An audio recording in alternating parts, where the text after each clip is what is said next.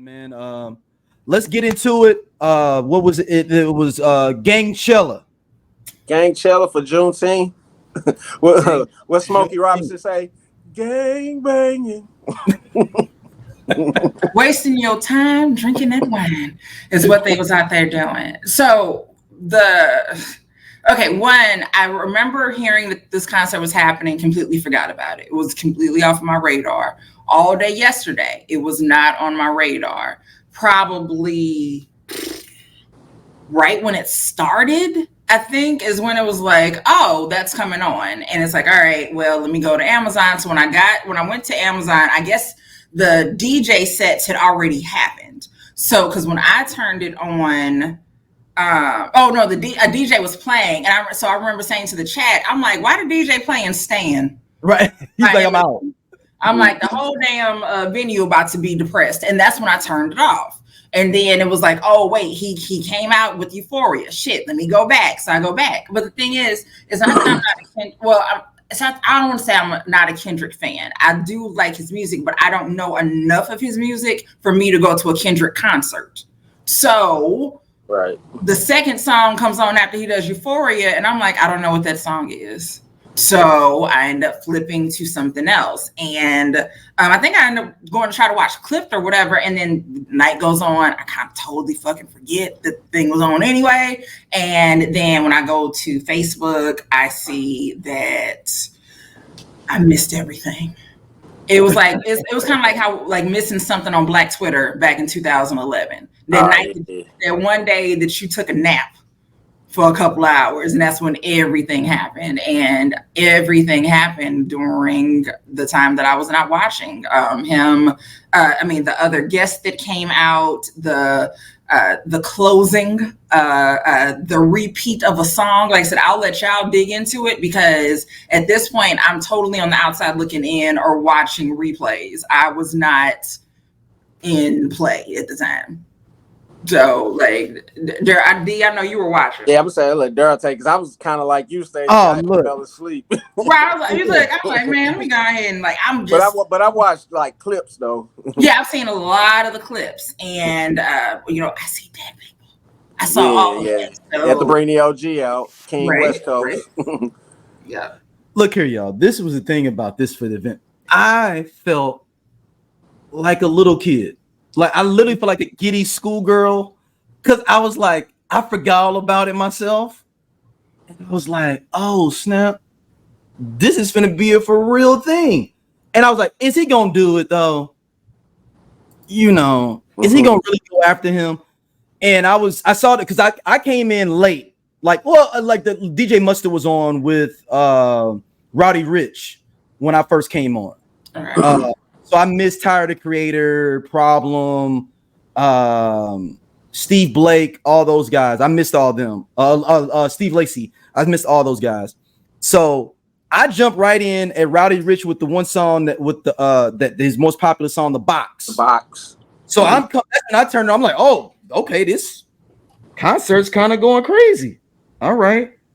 And then he goes into YG. My nigga, come on. So the crowd is getting primed for what they're going to see. So then it's a little break, and Kendrick's kneeling down. He comes up through the ground doing Euphoria. And that's immediately when I knew. I was like, oh, he not fucking around with none of y'all. No, like, if you start a concert with a 7-minute diss song, not just a regular, he didn't come in with the 16 and 16 in LA, a little 3-minute. No, I'm gonna do my 7-minute 3 beat changing diss song to start the night, and people are saying it word for word. 7-minute diss song. I've never seen that ever happen in rap concert history. No. First of all, a 7-minute diss song is pretty egregious in general. Let's start there. Now let me say this. I know that I've cussed somebody out for about 7 minutes before. But to have it structured, that was just a random cussing out. I'm just throwing things at you, you know, and bitch, that's why you look like that wall over there. You know, you're just throwing shit out there, right? But to actually have a structured 7 minutes of fuck you. Including your train of thought of, I don't even like you saying nigga. It's kind of cringeworthy. On Juneteenth. On Juneteenth. On Juneteenth. And to have thousands on thousands of people singing, we don't want you saying nigga no more. That's starting off. So like I said, so I saw that part. And I think I even said, if this whole crowd starts singing, and that's before it happened, I'm like, this crowd starts singing, then it's over. Like that, I mean, because I know, looking in the audience, and we know when it comes to hip hop that it's never going to be an all black audience. It's and there were, but I don't even want to say surprisingly that there were a lot of white people, but there were. I mean, it was so packed, so many people on Juneteenth in this one spot telling Drake that he can't say nigger anymore. That's something. That's a lot of people. That's a lot. Are we live in the group? Yeah, that's how that's what I'm trying to make sure it's popping now. It says it's live, but it's not live. So that's why I'm working on that. So y'all continue. Gotcha. I'm still like, and that's actually why I keep looking over here. I'm like, we're live or we're not? Yeah, I'm trying to get it going. I just love he did it at the forum. Yeah. Yeah, very much so. Like I said, it was packed, and then just the celebrity. I mean, the people that were there, right? So aside from his guests, just the celebrities that were in the audience, right? The people that came out from LA and just from other places, or like you see LeBron kicking it, and like it was it's a screenshot, or somebody has a clip of, looks like LeBron was trying to get up on stage too, and Savannah was like, his wife was like, sit your ass right here, because Savannah don't play them games. Like I said, I don't know Savannah, but Savannah don't play them games, and the reason I know Savannah don't play them games is because LeBron ain't never in trouble. You don't know them niggas like that. You don't know. You sit your ass down. You ain't even from here. Right. You ain't even from here. We don't know them. Sit your We ass just down. live out here. That's exactly it. Look, Savannah has. I'm sure that Savannah keeps him out of trouble. And again, not to say that he wants to go get into trouble, right? Not saying that, but sometimes women see things that men don't see, and we got to be like, hey, no, sit your ass right here. Like, the fact that he ain't been in no shit is probably because of her saying sit your ass down. Yeah. Like, we know that's why he ain't been in. I mean, it's, you know what I'm saying, but like, it's just her. Like, again, not saying that he's trying to do anything that he shouldn't do, but like I said, sometimes. All right, now we finally live in the group, y'all. Right, cool. So, like, sometimes shout out to everybody in the group. If y'all were in the Facebook group, we just technical difficulties. Facebook changed their way that they do anything streaming to a group, so you have to do like a new way to get it streaming to the group. So sorry for all those that missed out on the first 10 minutes of this. Jump on in, family. Y'all good. Be back. So continue, Stacey. I'm sorry. No, it's all good. But no, like I said, I think like I said, Savannah keeps him in line, or make sure that she's still gonna have a home. Whatever it is you finna go do. You know what I'm saying? Like this, the people ain't gonna come and foreclose on nothing. Okay, she just got to make sure that things are still right. That's why he has had this longevity, is having a good woman. But like I said, but overall, it was. It was historic for a lot of reasons. And then, if nothing, the fact that we all in the same gang. That's what I thought about. Is the fact that everybody is on stage, and it is like this unity that is there, and the reality that this isn't something that Drake could have done. No, like there's a level of connection to the culture. So again, not only hip hop culture, but LA culture. So the people who were the opening acts, right? And then there was the man.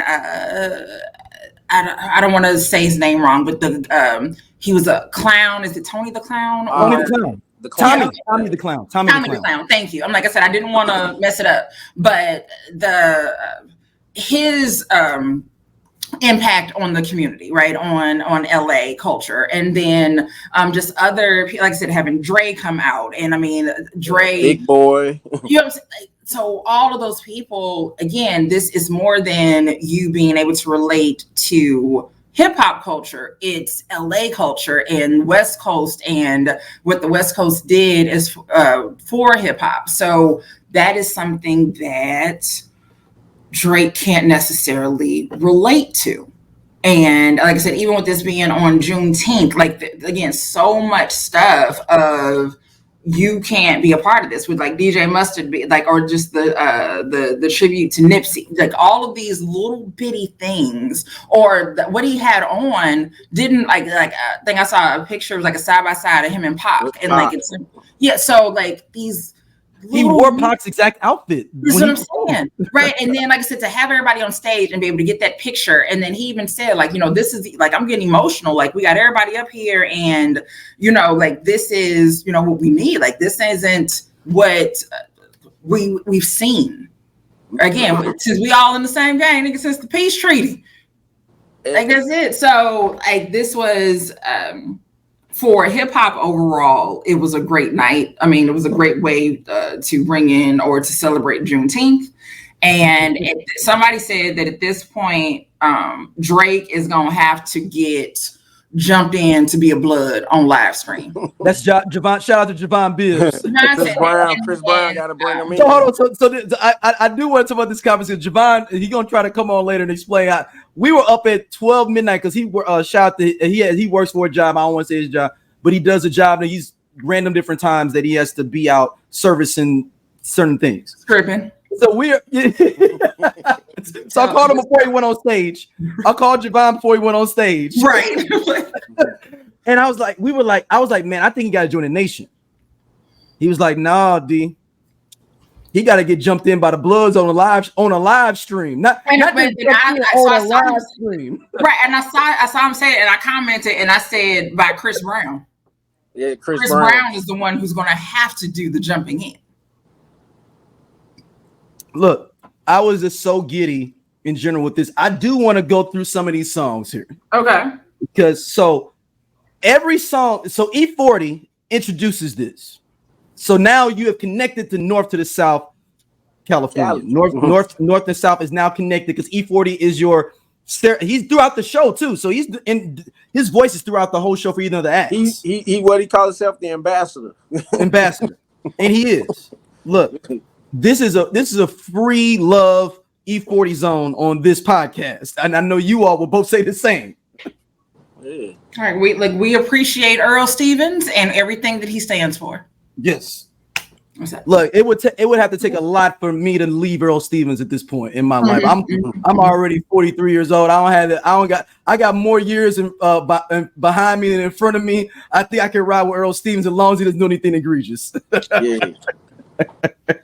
But so Kendrick comes out to Euphoria, diss track at the beginning of the evening. 7 minutes. We talked about this earlier. Then he goes into DNA. I was like, oh, are all these songs going to be dissing Drake either subliminally or overtly? Yes, they do. Yep. They will the rest of the night. Even the guest appearances songs are dissing Drake. Subjectively. DNA, everybody knows that song. You ain't about my... Then Element, another diss. Because it's like, you're not in my element. You're not me. Yeah. Then... This is the one I was debating with Javon, and he didn't trip off what he did with All Right. Remember, he says that on Euphoria, he says that you pacify them, I inspire them. Mm-hmm. That's why I do All Right, because during the George Floyd situation, that's what everyone was playing during the protests. Yeah, Drake doesn't have no movement music.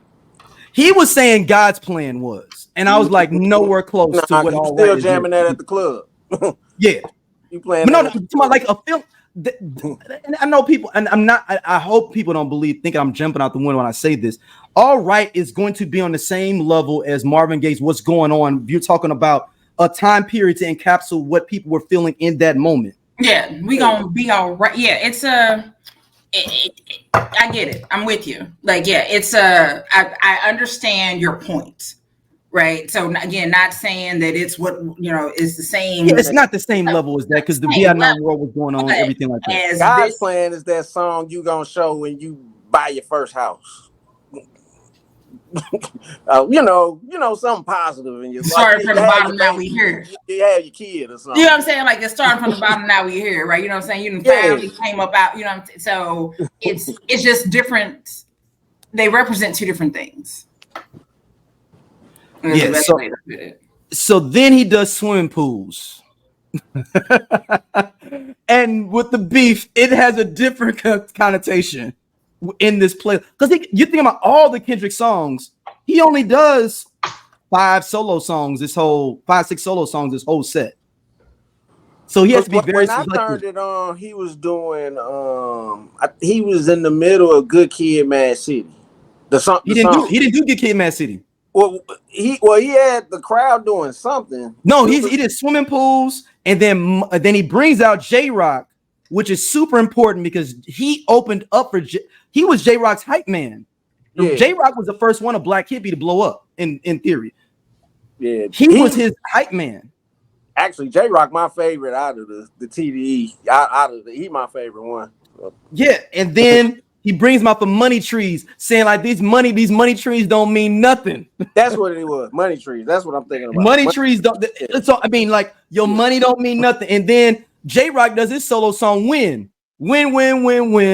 Fuck these bitches, win. That's all we do is win. Win.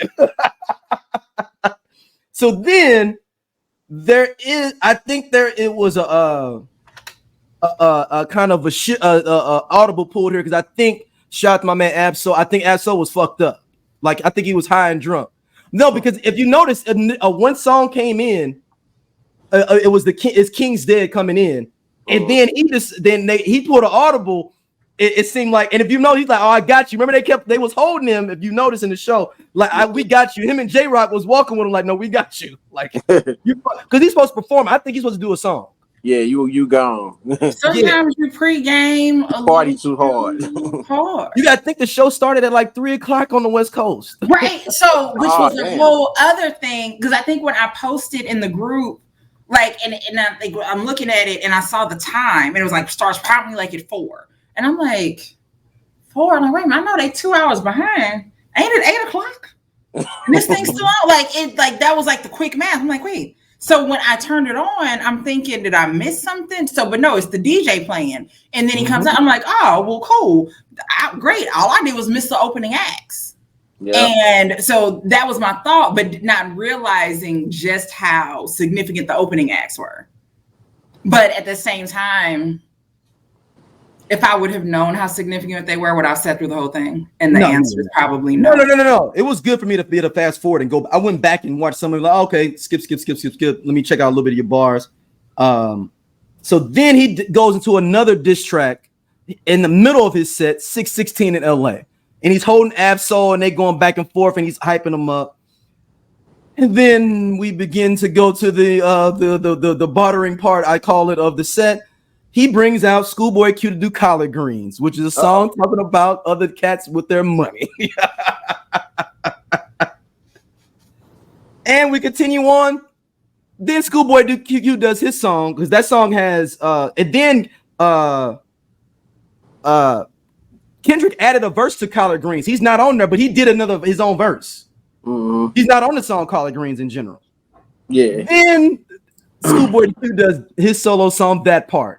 If you know the song That Part by Schoolboy Q, they're talking about someone. And Kanye West is on that song. So you fill in the blanks on that one. Then he goes into King Kunta. Then he does Mad City. Then he does Humble. Then he says, I'm gonna do my song. Let's get the party started for real, y'all. Even if that wasn't good enough for your show. You know that song I did to start this whole thing? Like that. Let's go and go into like that. Let's just roll this out for the people. And every bum had pyrotechnics involved with it. Sidebar, let me stop here. Amazon, you all did a tremendously great job for a live stream with many camera angles and different things going on. I would have thought that was taped. Yeah. Did you not think it was maybe taped? Yeah, like if you the way it was cut. Great job. So shout out to really great job. Really good job. Then Dre comes out, the Still Dre, California Love. And then the this is I said if anybody watches Game of Thrones, this is when the head is cut off of the person that you're going after, and now we decide to dance around the head. And Dre says, "I think I see dead people." Shh, no, I see dead people. Well, continue. Now we can get into the real part of this discussion. Continue. It's been referred to as Drake's red wedding. Yeah, it's been referred to as his red wedding. Yes. In regards to Game of Thrones, right? That people are like, this was the red wedding. And bruh. So he does not like us. He does it. He comes out, does it, stops it, dances, and lets the A minor just hold and walks around. Now, this is, if anyone's seen the movie 300 or Braveheart, there's two moments in here that were I just really literally knew that this man Drake's career was over. Withstanding everything that's happened before this, he goes, he stops, he says, "So we ain't gonna let nobody disrespect the West Coast, right? We ain't gonna let them disrespect our legends, putting their voices on tracks. We ain't gonna let them disrespect us, right? You know what? Let's do it again." Number two, goes in and stops it again. "Hey, Mustard, come out. This is your beat." Mustard comes out. Let's go into it again. Then at that point, GangChella started. That moment, GangChella developed. We rolled it out. all the gang members come out. Look, started by Russell Westbrook. He was the first person that came out was Russell Westbrook. He was the first one coming out. With some Chucks on. And then DeMar DeRozan is next. He played for the Toronto Raptors and did a party with Drake at his crib. But he's from Compton, and he knows where his butter is, where he's from. All of this is all in our face at this moment. Now, the second time that it gets ridiculous, he stops it, and he goes, "Yo, LA, we've been fucked up since Nipsey died. LA, we've been fucked up since Kobe died." I was like, "Oh, that is the end of this young man's career right there, because you have galvanized literally a city by different statements, like things that they are feeling in the city." Yeah. And then all the gangs come on stage. Before it was just Celebrity Friends originally. Then after that, all the gangs come on stage. And then I just threw up my hands and I just laughed. And then I realized that he did it 6 times for the 6th God. He performed it 6 times for the 6th God. And I'm going to let my other cohort get into this now. I have gave you the rundown of the Kendrick Lamar show. Jump in, everyone else, as I review everything going on all these live streams. Shit. I'm sitting there like Drake, like, man, why you do that to me? I just want to see how Drake come back, man. I'm just interested to see how Drake can come back from this. Like another club banger for the youngins. Stacey? Something for the minors. I don't know. Like, what do you just continue to ignore? Because it's like they tried to, like, I know some Drake stans tried to throw shade at Kendrick on Father's Day because apparently Kendrick's wife didn't post on Father's Day about Kendrick. But keep in mind, Kendrick's wife was in the crowd too, and the guy that they was talking about, Dave Free, was on the stage crip walking to like us with everybody else. He produced the show, didn't he? Yeah, that he part, produced the show. that part, right? But then also, it's like his wife doesn't post everything. So it's not like she's one of those people who can always posting, always posting. She's not. So trying to gather anything from her Instagram post, you will be confused. Like there's nothing to see there, right, at all. And so like the idea like, oh, she didn't post him on Father's Day. So okay. All right. I mean, come on, man. Like Did Drake's girl post him for Father's Day? Yes. Yes. So apparently, yes. Apparently she did. It was like, thank you for being, like, it was some picture or some painting or something she posted, and you know, you're such a great dad. But you can't, like, at the end of the day, though, you still can't compare that because everybody's spouse or baby, whatever the hell, doesn't post everything on social media. And again, if she's someone who doesn't consistently post, her not posting on that specific day means nothing to me.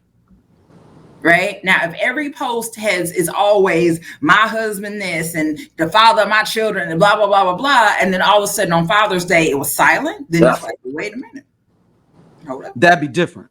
That's different. But if she doesn't post anyway, or if her last post was about sunflowers or something, you know what I'm saying? Like if that's what she posts about,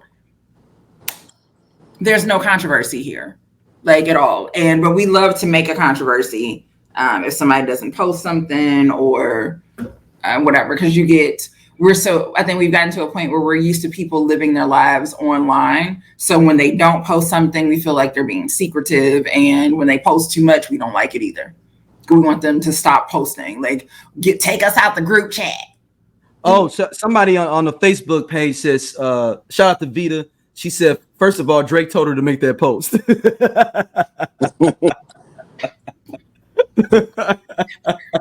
Thank you. Let them know I'll be out here fathering. Like, thank you, Vita. I'm like, that's exactly what's happening here. Yeah, but this is, I know people are like, oh, J. Cole feels better. But I'm going to push back on that here. It's something I thought about, and maybe some people may not be feeling it. But wouldn't J. Cole love for a moment that Kendrick is having right now? Like if you being an MC, like having the moment of triumphing over a person and being able to crip walk around their head on stage with your friends and family. That is a moment. Like think about this. That picture that is the cover for this podcast is a moment in rap history. Yeah. Yeah, I think with Cole, he's not holding a coast on his shoulders, though. I think more of a region. Not even a region, more just North Carolina, kind of. Yeah, I agree. I don't disagree with that at all. I think, like what I told you earlier, my introduction to Kendrick was the World Star video of the game and Snoop passing the torch to him and, him breaking down in tears and, just passing the torch for the whole West Coast. And I don't, even though Cole's a great rapper, He's holding it down for Fayetteville.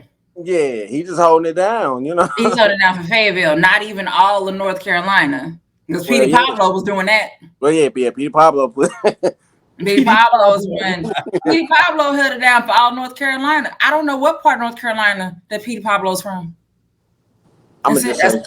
He's from. Hold on. But you see though. But see how you quickly couldn't tell me. No. But I think it's from Charlotte. I'm just gonna say Charlotte. Yeah. Maybe I don't. I'm almost positive he's from Charlotte. But it's North Carolina. He's from Greenville. Damn, he's from Greenville, North Carolina. Point that North Carolina had to take their shirt off and twist it around their head. The J. Cole represents Fayetteville. So but again, neither one of them carried an entire coast on their back. And the reality is, we could say the West Coast, we mean California, but California is just big along that coastline. Yeah. We're not talking about Oregon and Washington State. Yeah, so a lot of people over there. We're not talking about Seattle. But we're talking about Seattle. Shout out to Sir Mix-a-Lot. Right. Exactly. So and Macklemore. That part. Who So beat Kendrick for the Grammy? Best new artist. That part. Crazy. So yeah, I think yeah, but I mean J. Cole got out early.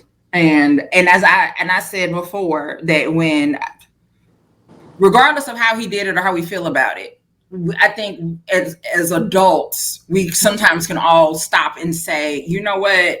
I shouldn't be doing this. I'm not doing this shit. I'm not doing this shit. Like, Cole hit him with the "let me out the car," though. That's exactly it. That is exactly it. What else was it like? It was last year. It was earlier last year. Like I got like really, really pissed at a situation that I got drug into, and I started posting like ridiculous shit like on my Instagram and being like, yeah, wait till I release these screenshots and blah, blah, blah. I'm not gonna do none of that shit. I'm not gonna, I mean, I always say if anybody gets a hold of my phone, like society will collapse as a whole when some messages get out. But I'm not gonna release all that shit. Like I'm gonna do that. I'm not gonna do none of that shit. I gotta go to work in the morning.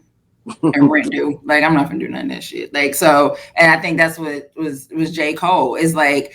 I'm not even on this shit. This ain't even the path that I'm on right now. I, decided to step out and be petty for a second, but it's not. I was like, let y'all know I ain't no bitch. I can rap. I ain't no bitch. Like I got some shit to say, but you know what? I don't really want to be involved in all of this. So I'm gonna go ahead. He's like, but you was talking to him though.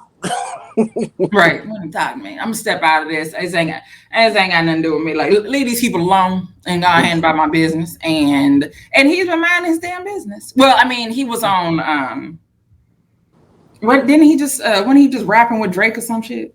He was on tour. He was on tour with Drake. Yeah, but either way, like J. Cole it's weird to say take him out the conversation. He's out of the conversation. Like you left early. You don't get anything, and you don't get any credit for this group project. But wasn't him and Kendrick supposed to come out with a project?